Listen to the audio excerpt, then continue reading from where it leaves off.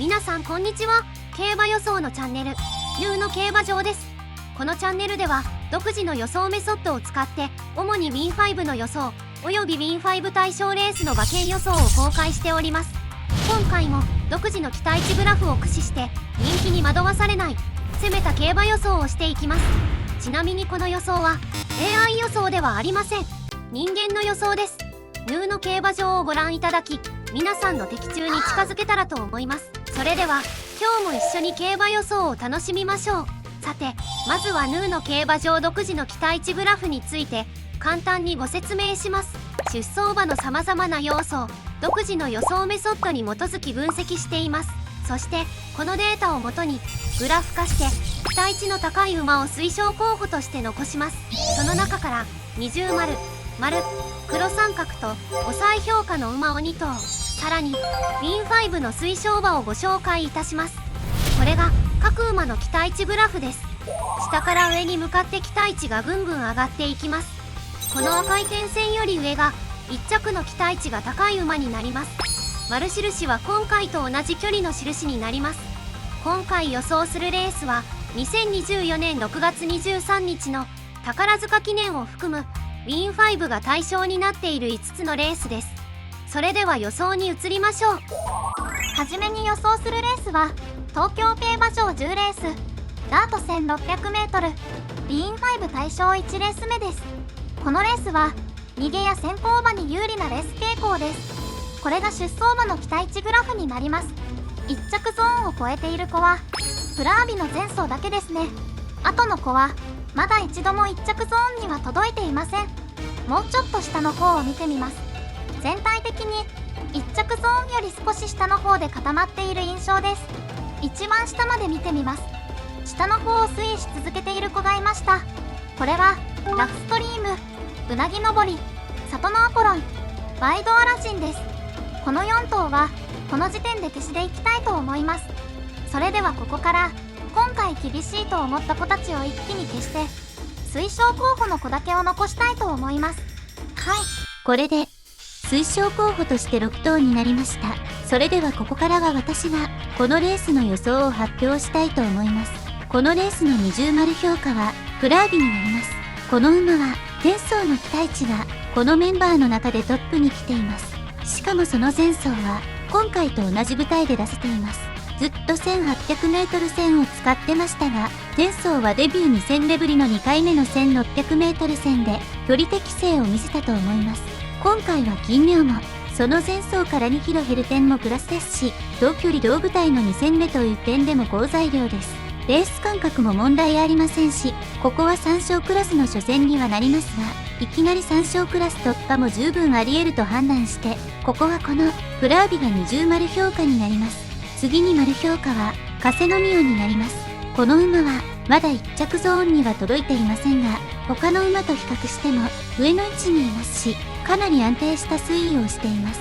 今まで13戦して全てダート 1400m を使ってきていましたが、ここへ来て初の 1600m で 200m 延長になります。あと東京の舞台も今回が初めてになりますが、この東京ダート 1600m はスタートから芝を走ることになりますので、 200m の延長ならなんとかなると見ています。仮に外枠だとより長く芝を走れますので、さらに対応可能だと思います。高い期待値で安定もしていますが、今回はジョッキーも横山龍斗騎手で初騎乗になりますし、あまりにも初めてが多い状況になりますので、ここは一つ評価をされて丸評価としました。次に黒三角評価は西のカシミヤになります。この馬はここ2走は期待値が上昇しており、馬の成長が伺えます。この馬は逃げ馬で、今回はこの西のカシミヤが逃げる展開になると見ています。今回のメンバー構成を見ると後ろから行く馬が多いので、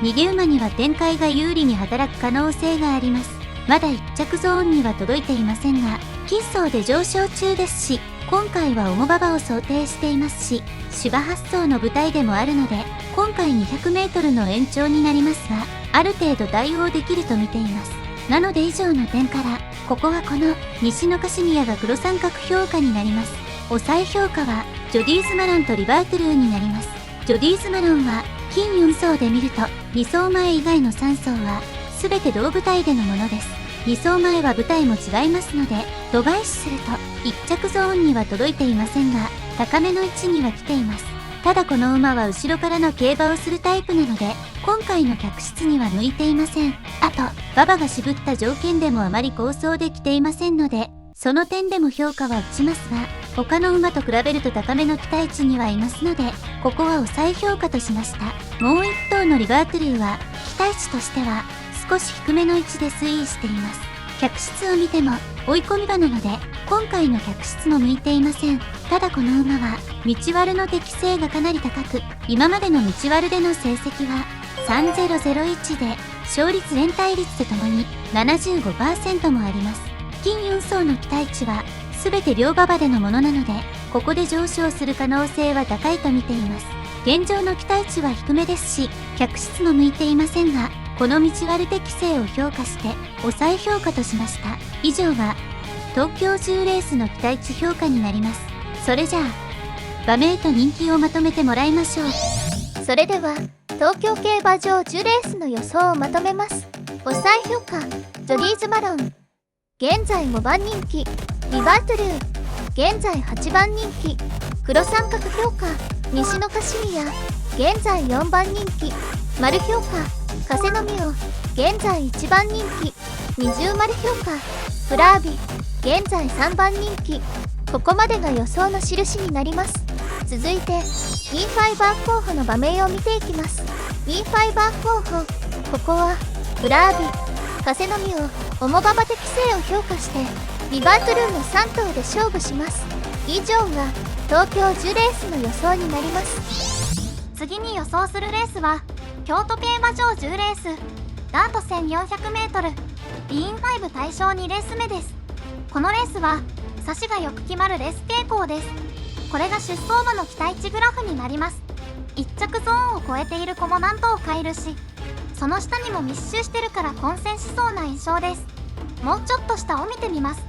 前走で上昇してる子が多いですね。ここでさらに上昇できるかが鍵になりそうです。それでは一番下を見てみます。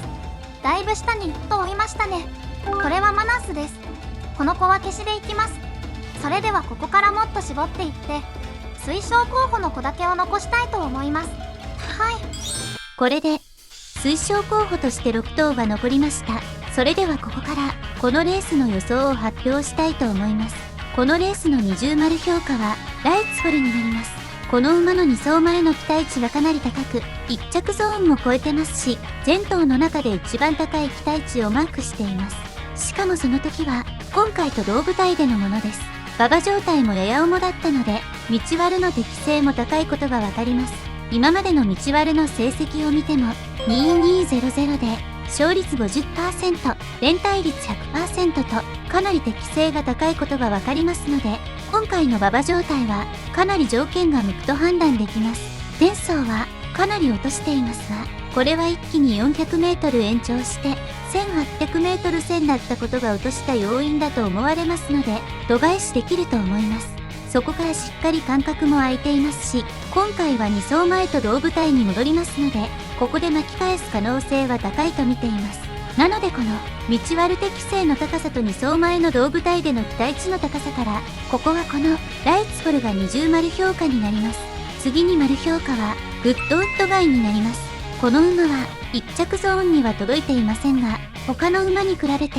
待値が安定しています。金2走は 1200m 戦で2連勝をしていますが、3走前は 1400m 戦の重馬場で3着でしたが、金2走の期待値よりも上をマークできています。なので、その点からも道割の適性はあると見ています。客室的にも差し馬なので、今回のレース傾向にも合っています。京都自体も前走で経験して1着に来ていますし、レース間隔を見ても、金2走の2連勝から一旦開けて、中3周と1点も問題ありませんので、この安定感と道割適性、客室面から、ここはこのグッドウッドガイが丸評価になります。次に黒三角評価はバトゥーキになります。この馬は前走の期待値がトップです。そしてその前走は今回と同部隊でのものです。ただその時の馬場は両馬場だったので、今回の不良馬場想定の場合は少し下げる可能性があります。というのもこのバトゥッキは道割での成績があまり良くなく0216で副勝率で見ても 33.3% と低いです。客室的には後ろから行くタイプなので今回の客室的には合っていますし、期待値も前走はトップに来ていますのでそこは評価できますが、今回は3勝クラスの初戦と一点とジョッキーも岩田未来騎手は点乗りにもなりますし、道割適性の悪さで評価をされて、ここは黒三角評価としました。抑え評価はジストコルとオンザダブルになります。ジストコルは4走前を見ると1着ゾーンを超えており、その時は今回と同舞台でのものです。ただ両馬場でのものです。2走前は期待値を落としていますが、これは芝レースでのものなので度外視できます。4走前で同舞台で1着ゾーンに届いていますし、能力は高いと思いますが、まだダート戦の道割の経験がなく、その点が未知数ではあります。以上の点から、ここは抑え評価としました。もう1頭のオンザダブルは、4走前で1着ゾーンを超えていますが、これはダート戦 150m 戦でのものです。しばらく短い距離を使っており、今回の 1400m 戦は久しぶりになる点が不安点ではあります。ただこの馬は道割での適性が高く、今まで道割でのレースは2回経験していますが、2回とも1着になっています。距離延長の不安はありますが、道割適性を買ってオンザダブルを抑え評価としました。以上が京都10レースの期待値評価になります。それじゃあ馬名と人気をまとめてもらいましょう。それでは京都競馬場10レースの予想をまとめます。抑え評価ジュストコル現在5番人気、オンザダブル現在9番人気、黒三角評価バトゥーキ現在2番人気、丸評価ウッドウッドガイ現在3番人気、二重丸評価ライツコル現在1番人気。ここまでが予想の印になります。続いてウィンファイバー候補の馬名を見ていきます。ウィンファイバー候補、ここはライツコルウッドウッドガイ道割適性の高さからオンザダブルの3頭で勝負します。以上が京都10レースの予想になります。次に予想するレースは函館競馬場11レースダート 1700m ビーン5対象3レース目です。このレースは追い込み馬はめっきりダメなレース傾向があります。これが出走馬の期待値グラフになります。3走前と4走前に何頭か1着ゾーンを超えてきてるけど、金2走は誰も超えてきていません。1着ゾーン付近にもあまりいないですね。もうちょっと下を見てみます。少し下の方で集中してるけど期待値にばらつきもあるから、上位の期待値以外の子は選別が難しい感じです。一番下を見てみます。すごい下に1頭いました。これは名将譲る派です。この子は消しでいきます。もう1頭急降下してる子がいます。これはバトルくらいの前走です。この子は前走以外はだいぶ高い期待値だからこの時点では消せませんね。それではここからさらに絞っていって推奨候補の子だけにしたいと思います。はい、これで推奨候補として6頭が残りました。それではここからこのレースの予想を発表したいと思います。このレースの二重丸評価はアクションプランになります。この馬は1着ゾーンには届いていませんが、金2走はほとんど1着ゾーンまで来ています。その金2走はいずれもこのメンバーの中でトップの期待値ですし、今回の函館の舞台は初めてになりますが、ずっと暑い時期を避けてレースをしてきていますので、函館ならこの時期でも暑さも大丈夫だと思いますので、能力を発揮できる環境だと思います。1700m という距離も初めてになりますし、ジョッキーも点乗りで菱田騎手になりますので、初めてのことが多いレースにはなりますが、やはり金2走の高い期待値を買って、ここはこのアクションプランが二重丸評価になります。次に丸評価はバトルくらいになります。この馬は前走以外の期待値が高く、1着ゾーンの手前付近を推移できています。前走は約1年ぶりのレースということもあり、全くレースができていませんでしたので、完全に度外視してもいいと思います。3走前のメギシステークスでは、あのレモンコックと 0.2 秒差の3着に来ている能力もありますので、普通に走れば十分上位の位置にいる馬だと思います。ただ今回は前走と引き続き斤量は59キロになりますし、ジョッキーも点乗りで鮫島騎士になりますので、前走の盆走を引きずってしまう可能性も考えられます。その点からここは一つ評価をされて丸評価としました。次に黒三角評価はプリンスミノルになります。この馬の期待値は少し低めではありますが、他の馬と比べればある程度上の位置で推移できています。そこまで大きい変動はありませんが、1700m 戦の経験が豊富で好成績を残せている点は評価できます。ダート戦 700m の成績は3011で4回中3回も1着になっており、この距離の適性がかなり高いことがわかります。1700m 戦で唯一馬券外だったのは前走ですが、出遅れもあったのである程度は無視できると思います。それでもやはり期待値の推移としては少し低めではありますので、ここは黒三角評価としました。抑え評価はルコルセールとナチュラルハイになります。ルコルセールは期待値の変動がかなり大きくなっていますが、金2走はいずれも不良馬場でのもので、今回と条件が違いますので完全に度外視できます。そして4走前で落としている時は 1800m から 1400m への急な距離短縮が影響したものだと思いますし、距離も短かった可能性もあります。3走前は函館ダート戦 700m 戦でのもので、今回と同舞台で1着ゾーンを超えていますし、このメンバーで1着ゾーンを超えているのはこのルコルセールの1走だけです。唯一1着ゾーンを超えていますし、それも同舞台ですし、そこは高く評価できますが、それ以外の期待値が低めではありますので、ここは抑え評価としました。もう1頭のナチュラルハイは金4走で見ると前走が一番高い期待値に来ています。その時は 1700m 戦で出せていますので、今回の距離は向いていると思います。ただ全体的に低めの期待値にはいますし、レースでも位置取りが安定せず、少しのり難しい点も考えられますので、ここは抑え評価としました。以上が函館11レースの期待値評価になります。それじゃあ馬名と人気をまとめてもらいましょう。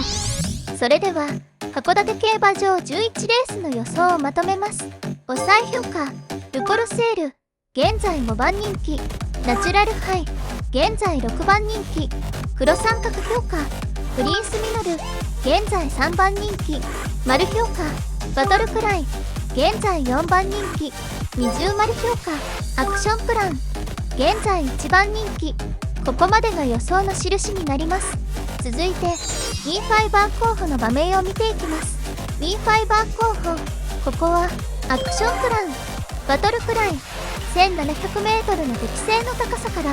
プリンスミノルの3頭で勝負します。以上が函館11レースの予想になります。次に予想するレースは東京競馬場11レース芝 1400m リーン5対象4レース目です。そしてこれが出走馬の期待値グラフになります。レース傾向としては中段あたりからちょい差しすることが多いレース傾向です。パッと見で1着ゾーンを超えている子も多いし、レベルは高そうです。もうちょっと下を見てみます。各馬の変動も少ない感じだし、結構上の方を推移してる子も多いから混戦です。一旦一番下を見てみます。金2走で下を推移してるカルリーノ、シトラースの2頭はこの時点で消しでいきます。それではここから思い切って消していって推奨候補の子だけを残したいと思います。はい、これで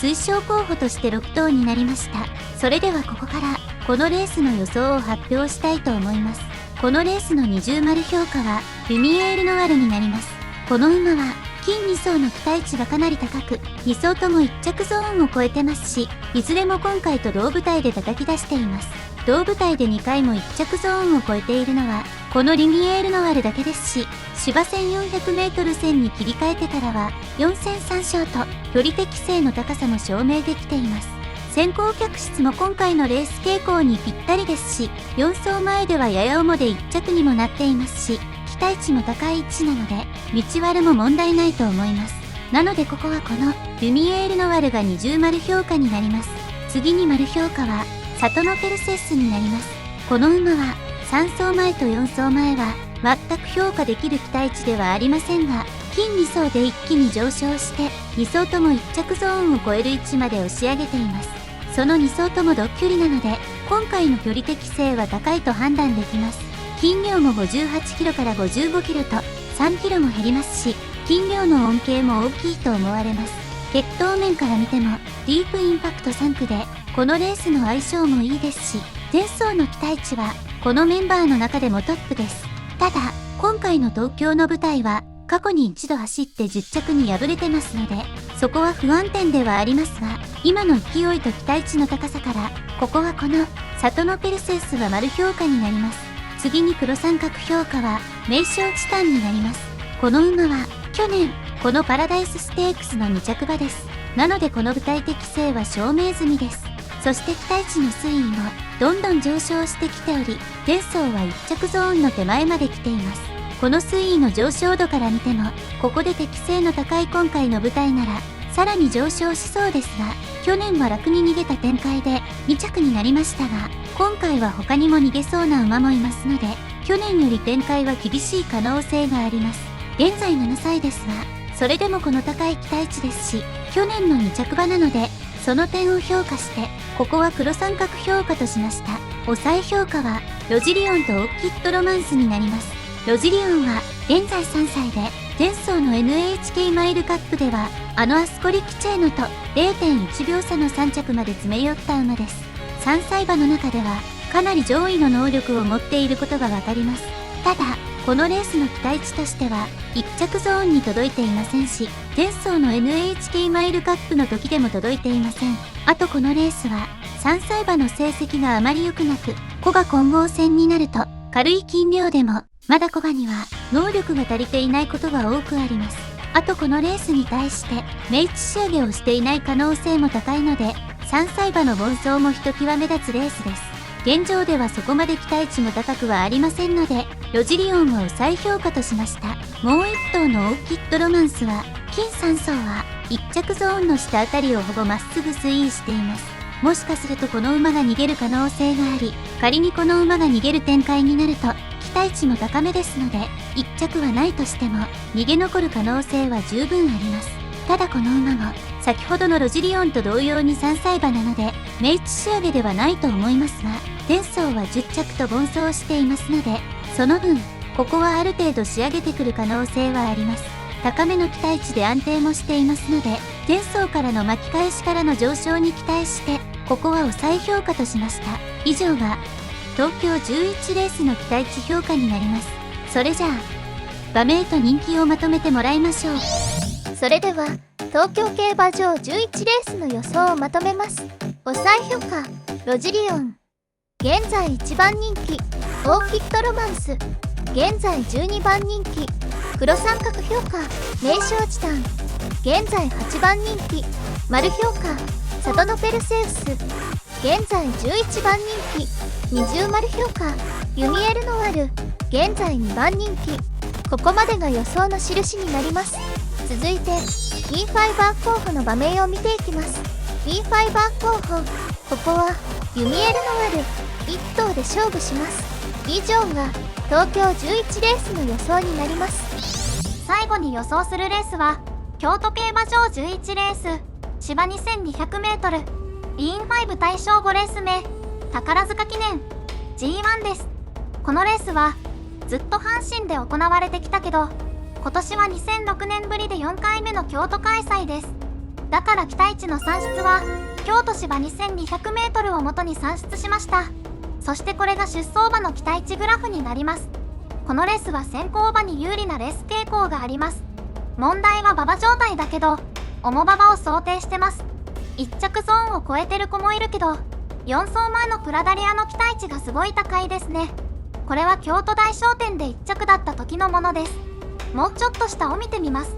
なんかばらつきが大きい感じもするし、力の差はある程度出ている印象です。一番下まで見てみます。2走前で急降下してる子が2頭いました。これはローシャムパークと空手です。ローシャムパークに関しては他のレースは高めの期待値だから度外視できるかもしれませんね。キートーンビートはずっと下を推移してるから消しでいきます。それではここからさらに絞っていって推奨候補の子だけを残したいと思います。はい、これで推奨候補として6頭が残りました。それではここから宝塚記念の予想を発表したいと思います。このレースの二重丸評価はズバリブローザホーンになります。この馬は前走の天皇賞春で2着だった時の期待値がこのメンバーの中でトップの期待値をマークしています。2走前では落としていますが、これは阪神大賞典で3着だった時のものです。この馬は阪神や中山といった最後に坂のあるようなコースでの適性が低く、副勝率で見ても 50% しかありません。ただ京都競馬場の成績は2100で勝率 67%、連帯率 100% です。先ほど言った阪神や中山以外を除いて馬場が渋った場合の成績は4010で勝率と連帯率は 80%、副勝率 100% とかなり優秀です。期待値を見ても前走は期待値がトップですし、3走前4走前は1着ゾーンの手前まで来ており、高い期待値を維持できています。客室的に少し後ろに行く時もありますが、先行して押し切る競馬もしているため自在性がある馬だと判断できますので、今回乗り慣れた菅原ジョッキーなら状況を見て折り合いがつく競馬ができると見ています。なので京都の適性と馬場の適性、高い期待値からここはこのブローザホーンが20丸評価になります。次に丸評価はジャスティンパレスになります。この馬の期待値を見ると高い位置でかなり安定しています。しかも金3走は全て1着ゾーンを超えてきています。この馬は重馬場での経験がないのでその点は未知数ではありますが、やや重の京都だった天皇賞春で 0.4 秒差で1着になっていますので問題はないと見ています。客室的には行き足が遅いタイプなので後方からの競馬をすることが多い馬ですが、ルメールジョッキーが乗っている時だけは先行して競馬ができています。そしてこのルメールジョッキーとは4戦4勝と相性も完璧です。なのでこの3走連続1着ゾーンを超えている能力と手の合っている騎手の面も含めて、ここはこのジャスティンパレスが丸評価です。次に黒三角評価はローシャムパークになります。この馬は3走前に1着ゾーンを超えていますが、この時の舞台は中山ですが芝 2200m で超えてきています。なのでこの距離適性という面では高いことがわかります。2走前でかなり落としていますが、これは香港でのものなので度外視できると思います。そこを除けばかなり高い推移を維持していることになりますし、前走の大阪杯では揉まれ弱い馬ということもあり内枠だったので、あえて一旦下げて後ろからの競馬をしてそれでも2着まで来ていましたので、かなり強い内容だったと思われます。今回は内枠よりはある程度外の枠ならこの馬の能力を発揮できる可能性は高いと思いますので、そうなれば十分上位は可能だと見ています。馬場が渋った場合でも結果は残せていますので対応可能だと思いますし、以上の点からここはこのローシャムパークが黒三角評価になります。抑え評価はドーディスとディープボンドになります。ドーディスは2走前の有馬記念で1着だった時に1着ゾーンを超えています。ただそれ以外は1着ゾーンに届いていません。前走はドバイターフで5着でのもので、そこを度外視しても3走前のジャパンカップ、4走前の天皇賞秋の期待値は低めです。あと不安点として海外での道割れの成績は2回とも馬券外、国内の道割れは未経験です。そして今回の京都の舞台も初の舞台です。客室面から見ても不安です。好成績を残せている時は全て後方からの競馬です。今回は後方からだと厳しいと見ていますので客室的にも合っていません。不安点が多い馬ですが2走前の期待値を買って抑え評価としました。もう1頭のディープボンドは前走の天皇賞春で3着だった時に1着ゾーンを超えています。それ以外の3走は低い期待値なので全く評価はできませんが、何よりの強みは客室です。おそらくこの馬が逃げる展開になると思います。今回は馬場も重くなりますし、前残りの展開は十分考えられます。現在7歳ですが前走は1着ゾーンを超えていますし、前走くらいの能力を発揮できれば十分上位可能です。前走の期待値と客室面からここは抑え評価としました。以上が京都11レース宝塚記念の期待値評価になります。それじゃあ馬名と人気をまとめてもらいましょう。それでは京都競馬場11レースの予想をまとめます。抑え評価ドーデュース現在1番人気、ディープボンド現在10番人気、黒三角評価ローシャムパーク現在3番人気、丸評価ジャスティンパレス現在2番人気20丸評価。ブローザホーン